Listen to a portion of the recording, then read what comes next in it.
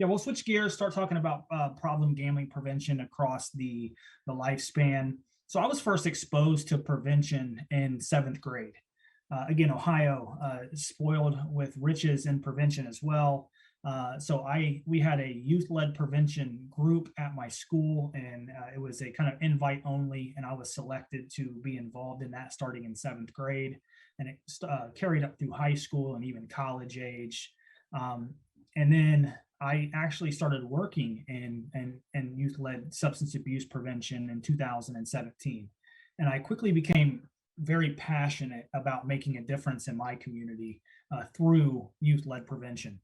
So now I am an Ohio certified prevention consultant, an international certified prevention specialist, and I bring my prevention background and my prevention lens to the regulatory body that oversees casino gaming, fantasy contests, and sports gaming in the state of Ohio. I'll toss it over to Mike for a quick intro to his exposure to prevention and how he ended up where he is today. Yeah, I started, I was fortunate when I was coming out of school. It happened to be the same year that Ohio started operating casino gambling.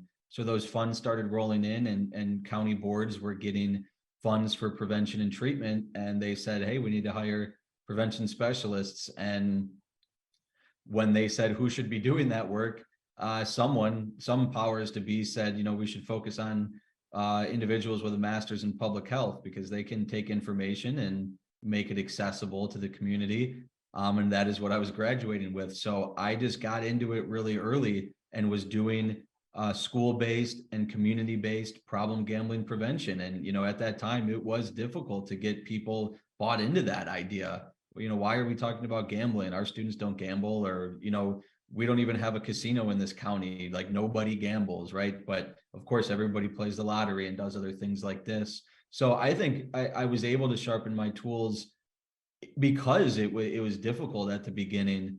And again, really collaborating with other topics of interest.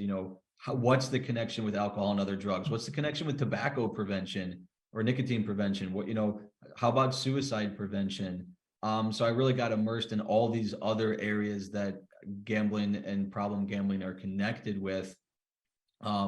And then that moved me from a small agency to a larger agency, where I was really able to develop a passion for working with college students, which I'll mention a little bit in this presentation. And how do you get buy-in when working with colleges and universities around this topic? And that was something I did for a long time and really enjoyed, which then took me to PGNO, where, of course, I'm doing more workforce development, but still engage on the contract side, doing a lot of direct prevention service with colleges and universities. So that's a little bit about where I've been on the prevention side.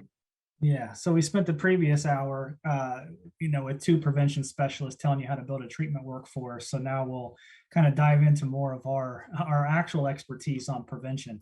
So I just want to start just by defining prevention, the basics of prevention. And when I do that, I really like to start with the upstream parable. So some of you may have heard this before, but it is something that I think can be very powerful. So just imagine for a second that you are standing next to a river, and as you're standing there, you see someone floating down the river and struggling to stay afloat.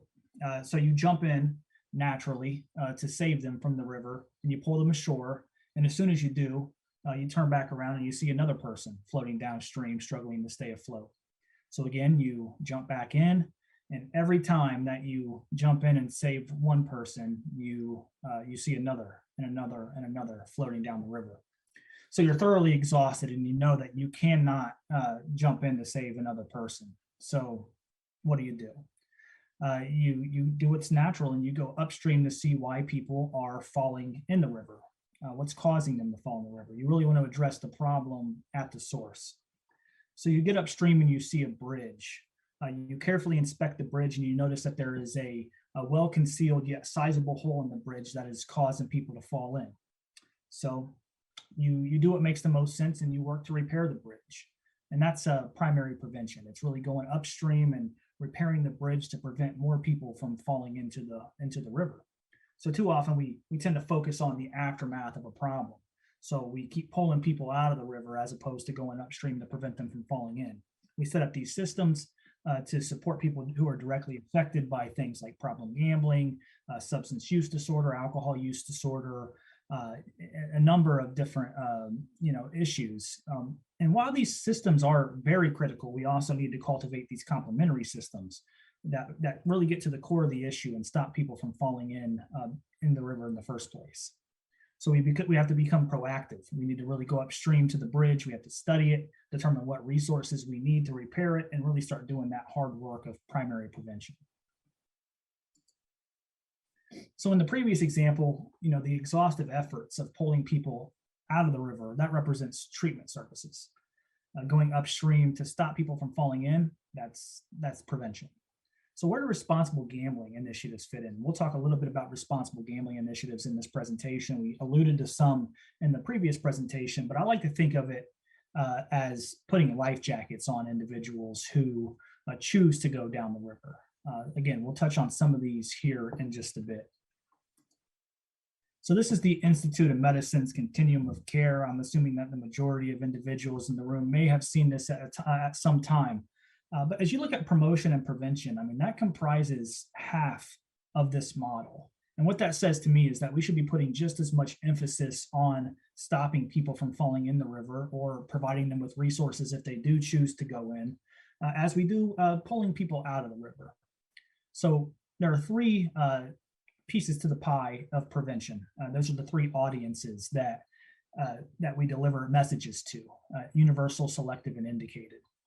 Universal populations are just what they say. It's a wide audience. So it can be, the entire country, the entire state of Kentucky, the city of Owensboro. It could be a community, it could be a school, it could be a neighborhood, it could be a classroom. But it's just for everyone inside of that specific population. Selective populations are those that are higher than average risk. So this will differ based on location, but an example for problem gambling may be individuals or children of individuals with a diagnosis for a gambling disorder. Indicated populations are those who may not meet the criteria for a clinical diagnosis, but they have at some point experienced some potential harm and have engaged in some high-risk behavior. So if we go back to the upstream parable for just a moment, let's imagine that there are multiple bridges leading to the river. Some of these bridges have better structure than others. Some are completely impassable. So if you fix all these bridges with equal effort, that would be seen as a prevention strategy that targets a universal population. If you focus on the bridges that are in the worst state of repair, that would be more of a selective population. And then if you if you're looking at the indicated population, these individuals may have already fallen in the river. But an example of a strategy that could be used with them would be providing a quick rescue and then giving them skills on how to stay out of the river. So the majority of today's presentation, though, will focus on universal prevention strategies. So again, I mentioned I come from a substance use background, and I will use a lot of examples from that field, especially in this section. So before we get into looking at what is effective and what works, let's first talk about what doesn't.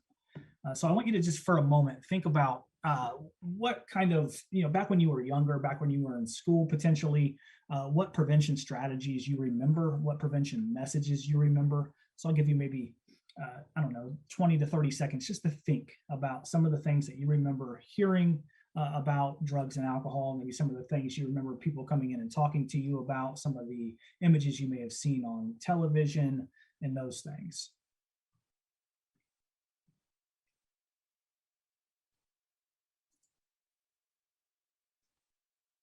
So when I think of some of my first experiences with prevention messaging, I first think of DARE. I think of assemblies with strongmen ripping apart phone books. I think of mock car crashes. I think of the drug board. And again, this might differ from Ohio to Kentucky, but we used to have this drug board that DARE officers would come in, their police officers would come in and would just have like little packages of different drugs, and they would come in and show us what the drugs looked like and those things. I think of the egg cracking into the skillet. This is your brain on drugs. I think of Grim Reapers roaming the halls, and all these kind of doom and gloom type of messages, really to show the severity of drugs and alcohol. Well, we know that this type of drugs are bad, and here are the worst of what the consequences can be, has been shown to be ineffective over the long term. So young people are typically the target audience for these messages, and they may experience some level of short-term impact from these type of programs. However, over the long term, they really experience little to no attitude or behavioral change. And then for problem gambling, the use of gambling related imagery and materials can be kind of similar to scare tactics. So not only can it be triggering to individuals who are in recovery, but it really normalizes gambling in the minds of those who are engaged in the program. So I strongly urge against using any gambling related imagery and materials that are meant for prevention services.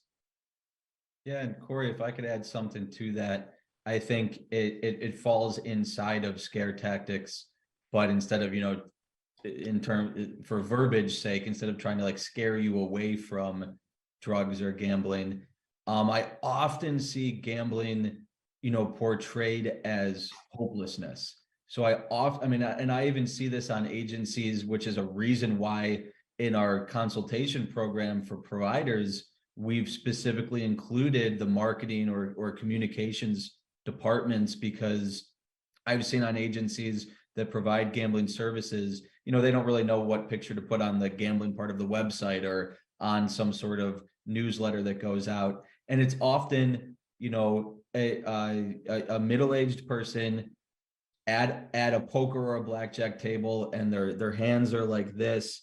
And that image shows hopelessness, that there's nothing more that can be done. And we want to promote that gambling is, one, it's preventable and identifiable, but it's treatable and people do recover. So you want to show images of hope and not despair. Absolutely. Absolutely. That's a good point, Mike. Thank you for bringing that up. So this one's a little bit controversial. So Mike did talk at length about our use of individuals who are in recovery in not only just trainings, but I mean, they are very, very engaged in advocacy. They're very engaged in strategic planning, just engaged members of the service system at whole. But prevention science has shown that speeches from individuals in recovery is ineffective. It has been shown to be very, very effective, in fact, with individuals who are actively in treatment services and for individuals who are providing treatment services. So there have been studies done that if you are looking to get individuals to be excited about, providing services for individuals with process addictions like problem gambling disorder, have them attend a GA meeting, have them listen to stories, and really that, because the messages are more geared toward an adult audience. And so again, if you're looking at young people, this strategy produces some short-lived empathy, but really, again, no long-term attitudinal or behavioral change. Fact-based education. This has also been shown to be ineffective. So if you simply provide prevalence statistics and facts that are surrounding the harmful effects of a substance or the potential harmful effects of gambling, it doesn't result in long-term outcomes like attitude or behavior change. And I know Mike feels quite strongly about this one. Mike, anything that you want to add on fact-based education? Yeah, it's something I call number overload. And it's often used in the media in terms of how much money's been spent, because that's what that sector believes is, of course, pardon my terms, but sexy, right? And that's what's attention grabbing. And I understand that. However, in prevention, I don't think you're grabbing people or getting them, getting their attention or understanding when you say something like, Ohio's sports betting handle for fiscal year 23 was $8.8 billion. And that's a 16% growth from year over year, fiscal year 23. And specifically the month of March had a 19% increase in wagers.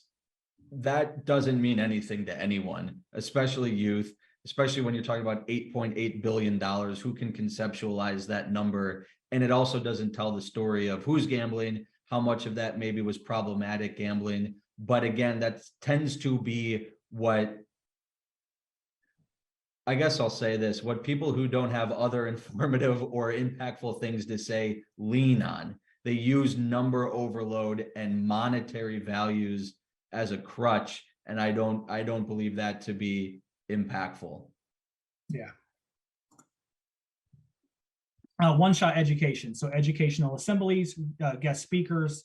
Again, this is very similar to maybe the recovery speaker. So if they only provide one session, this has been shown to be ineffective. So I'll touch on this a little bit more when we start talking about effective prevention, which is in just a couple of slides, and how something needs to be done over a period of time for us to be able to see a change in behavior and change in attitudes.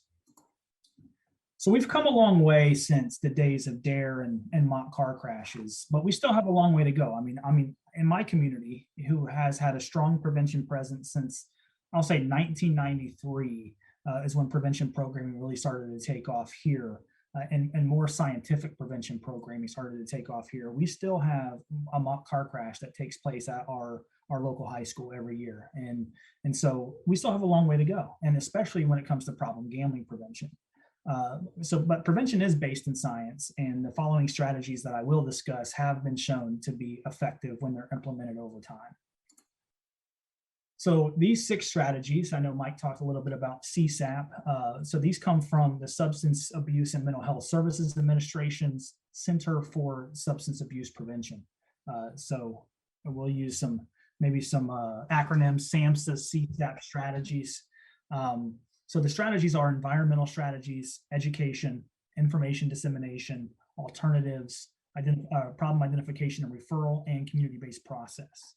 So a good prevention plan should contain a pretty good mix of all 6 strategies. However, every plan must include either environmental strategies or education strategies and be conducted through a community-based process. And I'll get into what all that means. Right now, it just sounds like a bunch of foreign language. So prevention doesn't take place in a vacuum, and it has to include many key stakeholders. So Mike really alluded to the real impact from collaboration. And so in order to increase buy-in in these services and overall success, we really need to engage with a wide array of folks. So they cannot be driven just by one prevention specialist or a group of prevention specialists. So community-based process really is that vehicle that drives all of the following strategies. And this is what we call community coalitions or coalition work. So prevention coalitions are comprised of at least one member from each of the 12 sectors that are listed on the left-hand side of the screen. And this is under the direction of a credentialed prevention specialist. So together, these individuals really guide decision-making, they implement strategies, and they evaluate these strategies for the future. And then youth coalitions are something that is very near and dear to me, as I grew up in one and as I led one myself from 2017 to 2020. They're comprised solely of young people, and they have 1 or 2 adults potentially that guide them. And this is what we call youth-led prevention. And it's really similar to a community coalition because they guide decision making, they implement strategies, they evaluate for the future. And oftentimes you'll see in communities where they have a community coalition that is generally made up of adults and a youth coalition, and they collaborate and work together for overall success. And again, these are going to be some familiar images from the previous presentation. These are just some of the coalitions that operate in the state of Ohio that focus on problem gambling. The Ohio Problem Gambling Advisory Board is mostly made up of professionals from state agencies, statewide nonprofits, and community mental health agencies that focus on really large-scale strategic planning in areas of prevention, treatment, workforce development, and policy. So this group doesn't just focus solely on prevention, but they, the data-informed processes that they undertake and the groups that they engage strongly resemble a traditional community-based process. The Cuyahoga Problem Gambling Coalition is a group that's primarily composed of individuals from prevention, treatment, and recovery. And they really seek to strive the quality of life in the Cleveland, Ohio area and address problem gambling specifically. They tend to focus on both sides of the continuum. So they're not just focusing on prevention, but they also do focus on treatment and recovery service as well. But again, their structure and their decision-making processes also do qualify them as a community-based process. And again, as Mike said, they are the only community-based coalition in the state that focuses solely on problem gambling. And lastly, the group that I think that is probably doing it better than anyone else in the space is the Montgomery County Prevention Coalition, namely the Problem Gambling and Gaming Committee. So they're based in Dayton, Ohio, and they do a really great job of engaging the 12 sectors in decision making.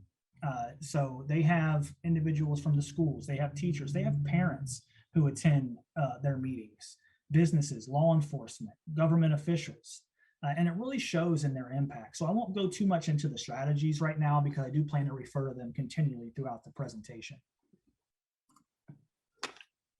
Pardon me. So if I can only do one prevention strategy, it would be environmental strategies. So these strategies really seek to shift societal norms by changing laws, by changing regulations, and changing policies. So I'll give a couple of examples of this using alcohol as the substance in question. So let's say that your community is dealing with underage alcohol use, some concerns with that. You may decide to see how many retailers in your community sell alcohol by conducting an environmental scan. So we'll provide some data on the number of retailers, the density of the retailers, their marketing strategies, and really allow you to advocate for change if it's needed. You may advocate for laws to limit the number of retailers that are allowed to operate in your area, their proximity to schools or other places where young people visit, or the number of, the size of, or the messaging on their advertisements. Additionally, you may partner with local law enforcement to ensure that the retailers are not selling to underage persons through what's called compliance checks. You may partner with local law enforcement to do what's called shoulder taps to ensure that of-age adults are not persuaded to buy alcohol for underage persons. You may partner with retailers themselves to put up additional signage, change the layout of their store to ensure that alcohol is not easily visible or available to young people. Organizational policies may also need to be addressed. So most organizations have a substance use policy or have an alcohol policy, but so many lack a policy on gambling. Schools are very similar. Enacting these policies really helps shift some of the norms from being something that is accepted and normal to really having some awareness about the potential harms of gambling. Counter advertising is another environmental strategy. So with advertisements, tobacco advertisements or alcohol advertisements or gambling advertisements, I mean, the focus is really on selling the product. And counter advertisements allow for the focus to be on providing resources, providing the other side of the message.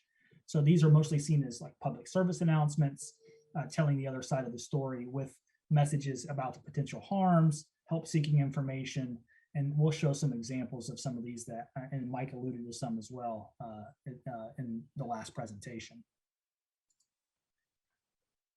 So one of the most effective ways to really impact laws and regulations is through advocacy. So just a little bit of a lesson on how things work in Ohio. Legislators and their staff, they'll draft and pass legislation, and that legislation becomes part of the Ohio Revised Code. So then the agencies that are impacted by the legislation, like the Ohio Casino Control Commission when sports gambling was legalized, have to draft and adopt administrative rules, and those become part of the Ohio Administrative Code.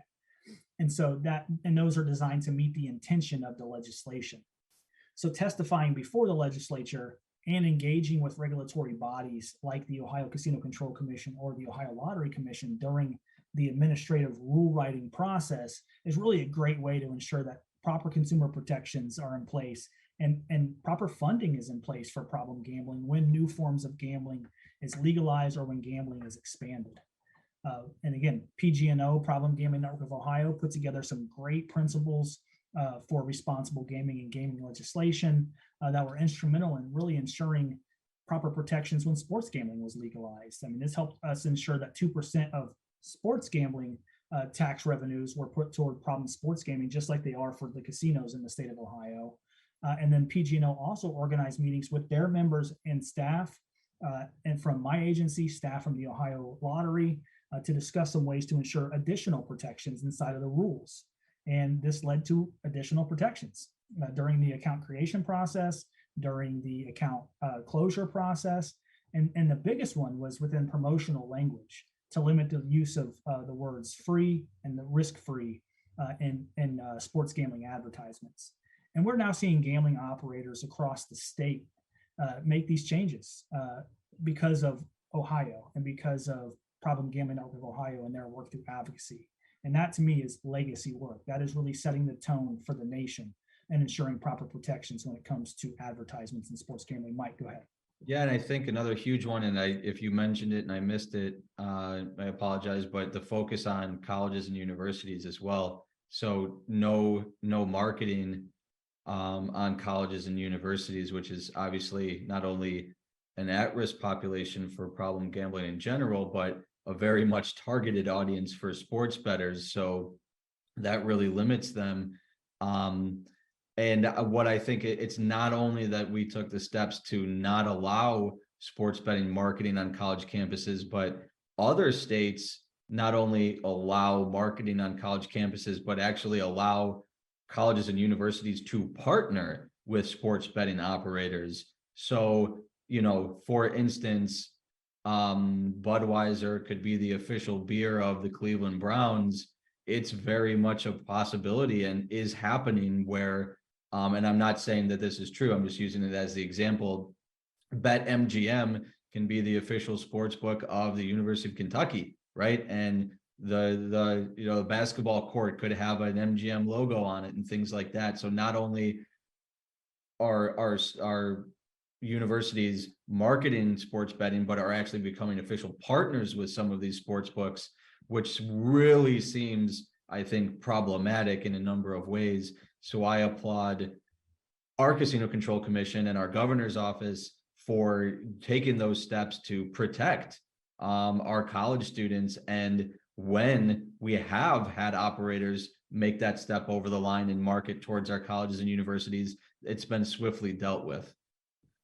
Yeah, absolutely. So, I mean, again, I didn't really touch on some of the notices of violation and fines that have been levied for individuals who or gaming operators who have not followed legislation and not followed the law and the rules. But yeah, we have taken swift action against those to, again, set the tone, to let them know that individuals who are operating in Ohio are going to do so within the bounds of the law and within the bounds of the rules.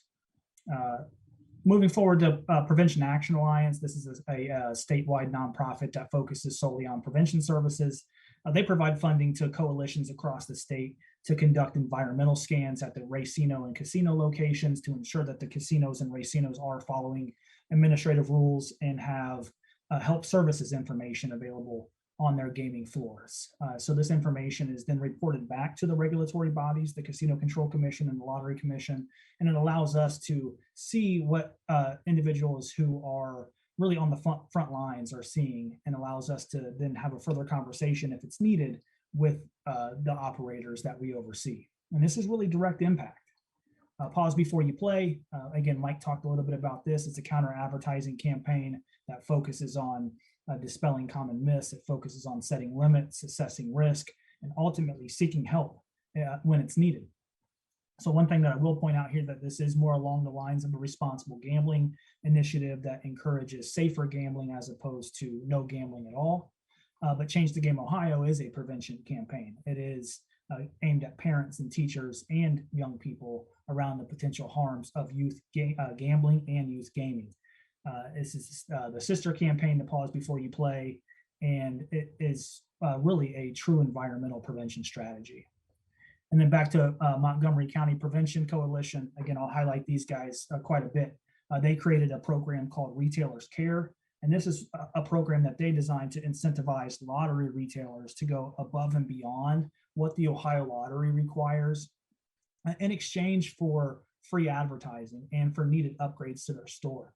So they have received some really amazing buy-in from the retailers in their area, particularly those who are in lower socioeconomic areas of their county. And so before starting the program, pardon me, they conducted environmental scans, and they went around to determine if they really had an issue with retailers not meeting the requirements outlined by the administrative code. And they found exactly that they had a lot of retailers who were not following the law. And since rolling the program out, they have seen a lot of changes in advertising, both inside and outside of stores, changes in the placement of lottery kiosks, and changes in staff awareness and staff training. Again, really an effective way to create impactful change in the community. So if I couldn't do environmental strategies, if I couldn't make that really widespread change, but I could only do another strategy, it would be education. So education strategies are mostly geared toward younger audiences. So K through 12, college age. We spoke about the types of educational strategies that were ineffective, such as assemblies, one-shot presentations, recovery speakers. So what is effective? Well, it must be a two-way conversation. So right now we're having a one-way conversation. This is what we might call information dissemination. But if it had some back and forth, some call and response, then it could be considered more of an education strategy. It must also take place over a period of time. So most evidence-based education programs are between 5 and 12 sessions that are delivered over on a regular interval. So whether it be once a week, bi-weekly, once a month, but again, pretty regularly. And then they're also activity-based. So they focus on skill building, they're actionable. And so all of this together may lead to some measurable outcomes for the intended audience. So just some things that we have in Ohio. Stacked Deck is probably the most widely known problem gambling prevention education curriculum. And I will acknowledge that the cover does include gambling related imagery, which I spoke against earlier. I would certainly like to see this change to reflect new best practices. But as far as I know, this is the only evidence-based prevention program that focuses solely on problem gambling. It is used inside of Ohio sporadically, but it's definitely used very widely outside of Ohio, specifically in North Carolina. I know that they use it, very expansively down there. Risky Business is a program that's utilized more in Ohio, as it was developed by Dr. Josephine Wilson from Wright State University, which is in the Dayton, Ohio area. Dr. Wilson actually received the 2017 Jim Wolfling Annual Award for Prevention from the National Council on Problem Gambling for her work on this program. And so while it was intended originally for focus on youth and correction settings, it has been modified and it's used a lot more now with young people in the general community as well. There's been a lot of conversations about really infusing existing curricula such as life skills or too good for drugs or too good for violence with some problem gambling information. However, there hasn't been a lot of movement. But I do really think it's important to add some material related to problem gambling to these existing curricula since they are so widely used in Ohio schools, which really brings me to the importance of homegrown programs, or as Mike will call them, grassroots programs. So these are programs that prevention specialists will develop themselves. And while they haven't been tested or validated, they're really important because they meet an immediate need. If there's no program out there available, we still need education for our young people, and so these programs really fill a void. And so effective homegrown programs, again, should follow some of the criteria that I listed on the previous slide. They should have some action to them. They should be focused on skill building, have a two-way conversation, but they should also be evidence informed and up to date. And they should, constantly be changing and updated with new information. And with proper funding, eventually they can be validated through research. Obviously, that does take quite a bit of money and engagement with a university. I will throw it over to Mike now to just chat a bit about some college programming that he's done in the past and the need for additional college programming with the legalization of sports gambling in Ohio. Yeah, thank you, Cory. I think it kind of harkens back to your last slide on what these things look like. And what I have found through a lot of trial and error is who to work with. And obviously buy-in is really important. But, having a two-way conversation, really having the students lead. So finding student leaders, individuals who are already actively engaged and wanting to make their campus either a safer or say a more welcoming, holistic environment.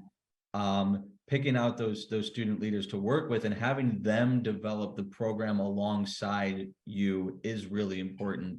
We need to remember that college students are adults. There's still a lot of growing up to do, probably. I mean, I remember when I was 18, but they have life experiences, right? And a lot of them have things to share, and just coming in there with, this is gambling and problem gambling, why you should know about it isn't going to work. What I've found to be probably the biggest impact is, it's my job, or it is our job, to integrate or infuse gambling into what they believe is of value. So letting them shape the message. We want to talk about alcohol. We want to talk about suicidality. We want to talk about codependence or healthy boundaries, sexual violence. A lot of these things can be combined or are impacted by or can lead to problem gambling. So then it's our job to make that connection. And I should be able to give them whatever information they want or information they value and make that connection, letting them drive the conversation, also having a presence. So not being one off.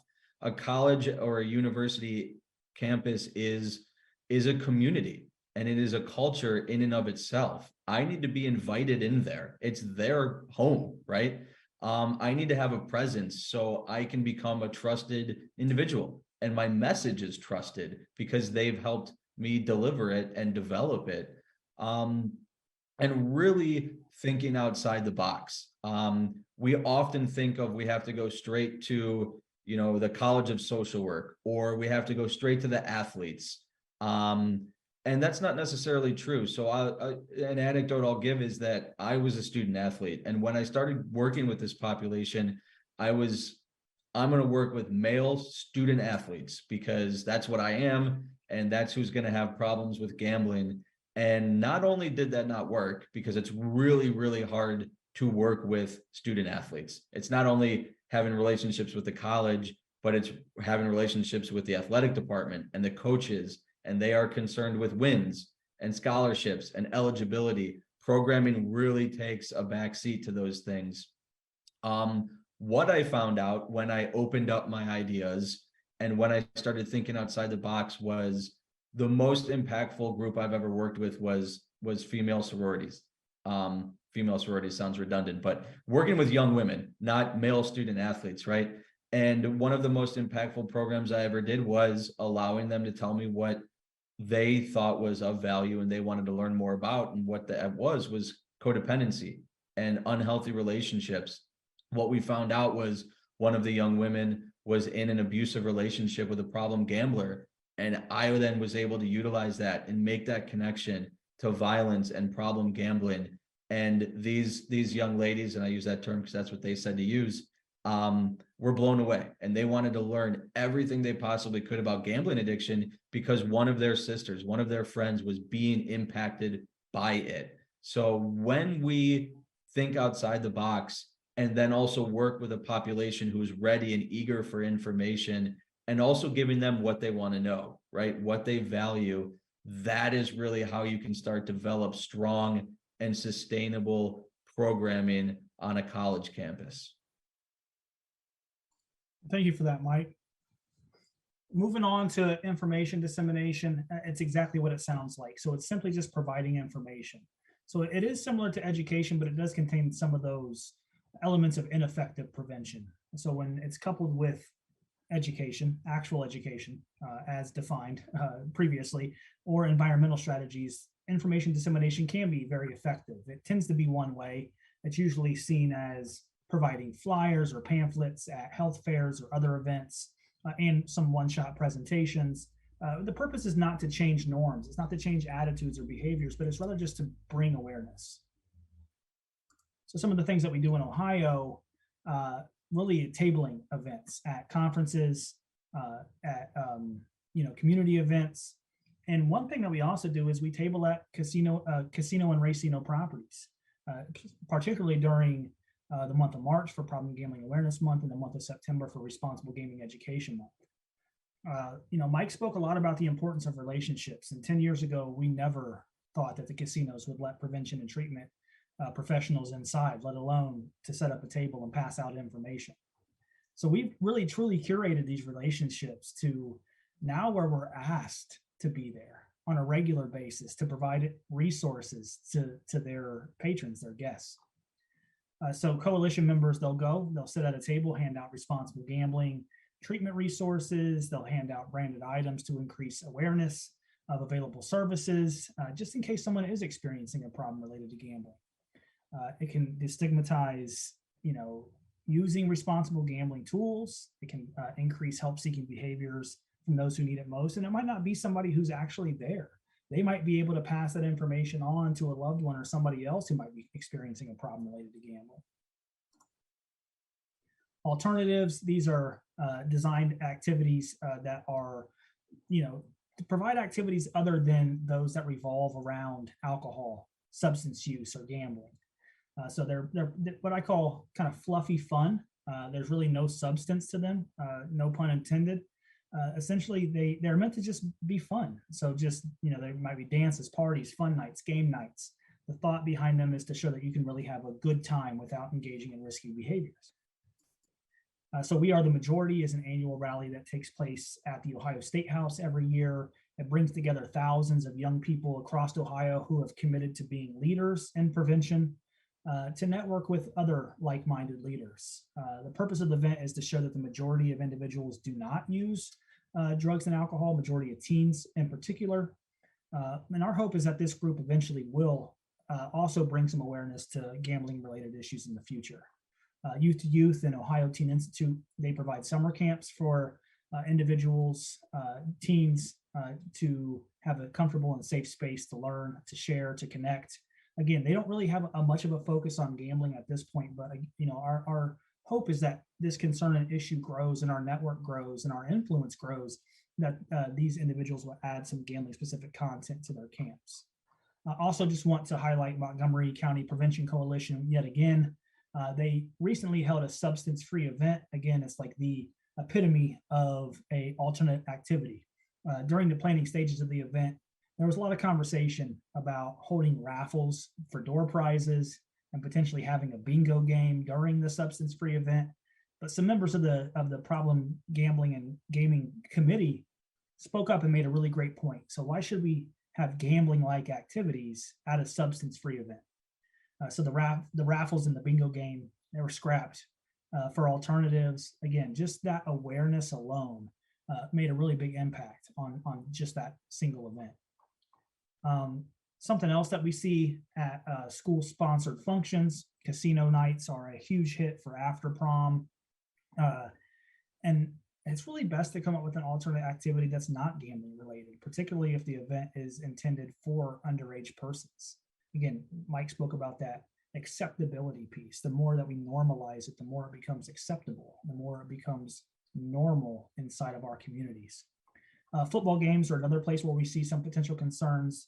People under the age of 18 selling raffle tickets, people under the age of 18 advertising the raffle, people under 18 polling the winner of the raffle. So raffles aren't inherently bad. They're a great way to raise funds. But I think we can come up with some alternate means to sell and advertise gambling related materials that do not include or otherwise normalize and expose young people to these. Problem identification and referral is where we really start to see the two sides of the continuum coming together. These strategies contain some curricula that are designed for the indicated audiences or audiences who have already engaged in risky behavior but do not meet the diagnosis for a clinical do not have the criteria for a clinical diagnosis. So during these sessions, there are some screening tools provided. If a potential problem exists, those individuals are provided with appropriate service referrals. So Prime for Life is one example of a problem identification and referral curriculum. So many high school students are referred to these types of programs due to violating school policies or conduct codes, such as failing a mandated drug test for driving, or if they have a mandated drug test for athletics, or if they're found in the possession of or found with a substance. Again, just want to highlight Montgomery County for the 7th time here. The coalition works with schools in their area to be able to use age-appropriate problem gambling screening tools with all students in Montgomery County, grades 6 through 12. Again, buy-in from all the schools. It's really incredible to see. They have processes in place to refer those who are identified with a potential problem to appropriate services. Other groups, I know they provide brief screens during health fairs and community events. And this is usually conducted by prevention professionals who are at the ready with resources if needed. And again, more than anything, it really provides a great opportunity for to open the conversation, just to bring awareness to gambling as a potential problem. And it might not be the individual at the event, but rather a loved one that they can provide information with. I did allude to Prime for Life on the previous slide. It's an evidence-based program, but it does focus primarily on alcohol. But it can be tailored to provide some education on gambling for the purposes of mitigating harm with problem gambling. I know we're coming up on 5 minutes. Just want to touch on this last slide here and allow for some questions. So how are these decisions made? Well, it's all driven by what we call the Strategic Prevention Framework, or the SPIF. Again, developed by SAMHSA. And something that I saw recently that I thought was really cool is that Julie Hines, who is a longtime problem gambling prevention practitioner and advocate, actually uses the SPIF process that we use in prevention programming in her new role as a responsible gambling manager at DraftKings. So it's great to see that not only is prevention infiltrating regulators, as I am in my role, but Julie Hines is using this at a gambling operator, which I think is fantastic. So the SPIF process starts with assessment. You look at the issues in the community, decide which issue to focus on. Again, it's all very data informed, data driven. Capacity looks at funding, looks at personnel to determine what resources are available and what work is already being done as to not duplicate services. Planning is where you really start to discuss the strategies that we just covered in the previous slides. Implementation is deploying those strategies, and then evaluation mainly measures two things: processes, or how well the strategy or the initiative was implemented, and outcomes, or if the intended change occurred. These provide data to assist in future planning. I'm just going to jump forward because I do want to touch on this. So prevention silence is fairly new.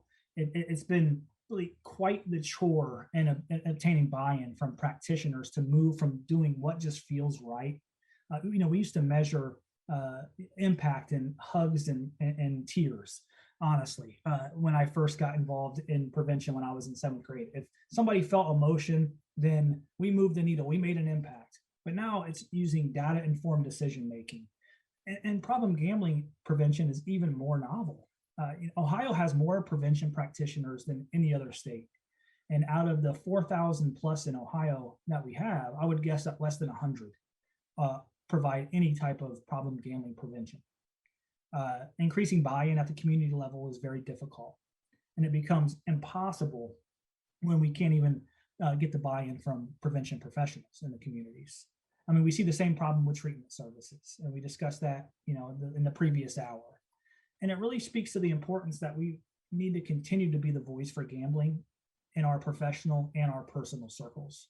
So in Ohio, we're going to continue to do the hard work to increase awareness of the issue of problem gambling, not only amongst prevention professionals, not only amongst treatment professionals, but for the whole community, in order for us to have a really large impact on this issue. So knowing that we have 2 minutes left, I'll stop my share and allow for any questions. From the audience, please, let's give these guys a good hand.